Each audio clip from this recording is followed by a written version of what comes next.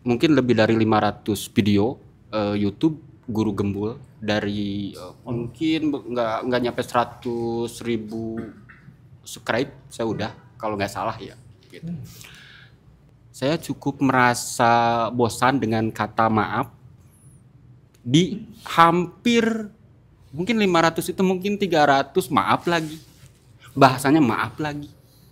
Saya tuh ini tuh obrolan maafnya tuh ini tuh untuk pribadi ke contoh saya langsung ke pribadi gitu atau secara umum kata maaf itu. Soalnya saya sedikit bingung yang biasanya yang mungkin saya nggak peduli masalah suudon atau jelek, saya nggak peduli masalah itu. Cuman yang terbersit di benak saya tuh gini, kenapa ada kata maaf terus gitu?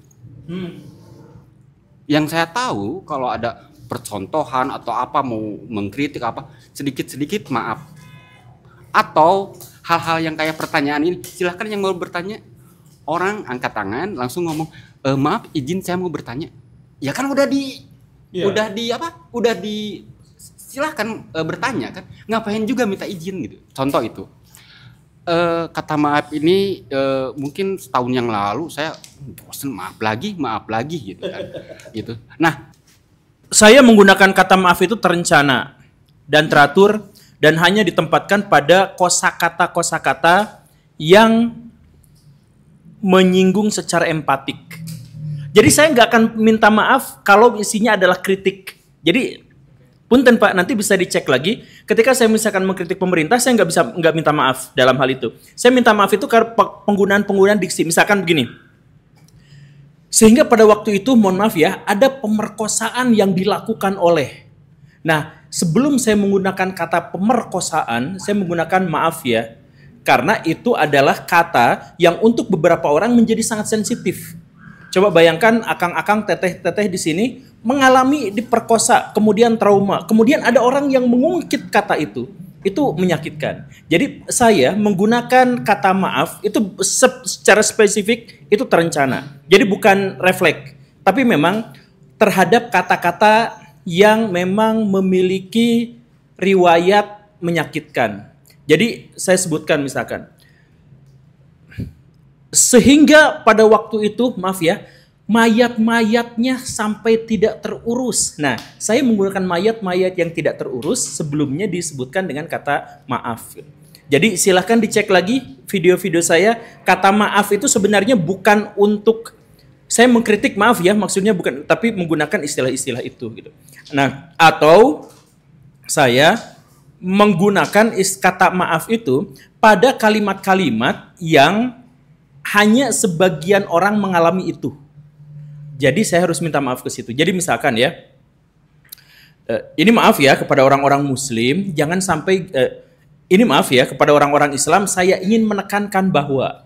Nah, jadi kata maaf itu kalau misalkan ada sebagian yang sebagian lainnya tidak paham dengan pengalaman itu, tapi sebagian yang lain paham dengan itu. Gitu. Jadi kata maaf sering kali saya katakan dalam video-video saya, tapi itu pada kalimat-kalimat atau kata-kata yang secara spesifik terhadap pihak tertentu memang punya histori yang kurang baik. Begitu, Kang. Cukup menjawab Kang, ya, Pak KDM. Oke. Saya lempar ke sini ya. Oh gitu. Enggak. Terima kasih kesempatannya. Perkenalkan saya Matahari Dia Alwafi. Matahari. Nama saya. Namanya Matahari. Betul. Izin bertanya tentang dua hal. Yang pertama, mungkin ini kembali ke topik yang sebelumnya yang awal-awal. Bagaimana cara menanggulangi ego yang tinggi manakala dikritik gitu. Baik itu ya kena kritik lah gitu. Yang kedua, bagaimana cara agar kita mengkritik atau kita mengkritik lah atau berbicara agar bacot kita itu berpower. Kita kembali ke tema gitu dari bacot berpower. Nah, Oh iya, itu judul kita itu. Yang saya cari. Apa emang biasanya sinarium gitu sih kemana-mana. So Kang. Apa bacot berpower? Tentu saja kuli butuh power. Tadi yang pertama bagaimana menanggapi kritik supaya ego kita ya? Menurut saya jangan ditanggulangi, biarin aja ego mah. Tapi lebih ke terima bahwa itu benar atau salah, diuji aja kritiknya. Kalau misalnya orang mengatakan kamu tuh jarang mandi, bener nggak jarang mandi? Gitu kan, dipertanyakan aja logikanya. Masalah ego kita memang tidak bisa menghilangkan itu, tapi jangan sampai keluar sebagai tindakan. Itu mungkin jawabannya. Yang kedua pertanyaannya apa? Power of bacot. Power, bagaimana supaya bacot kita berpower, berpengetahuan pasti. Powernya dari situ kan, pengetahuan. Saya nggak tahu ya, mungkin mengasah logika kita juga. Karena salah satu kekaguman saya kepada guru Gembul itu dia mampu, santai dulu.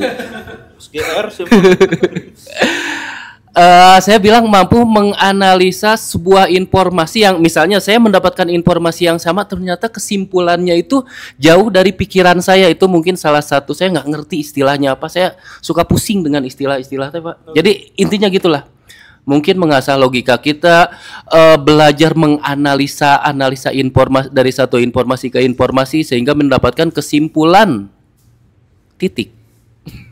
Begitu, Pak. Bisa dicerna, Pak? Barusan iya. Oh ya. Sekarang dirimu menyimpulkan. Ayo, bisa nggak? Saya mah konsen ke sini tadi.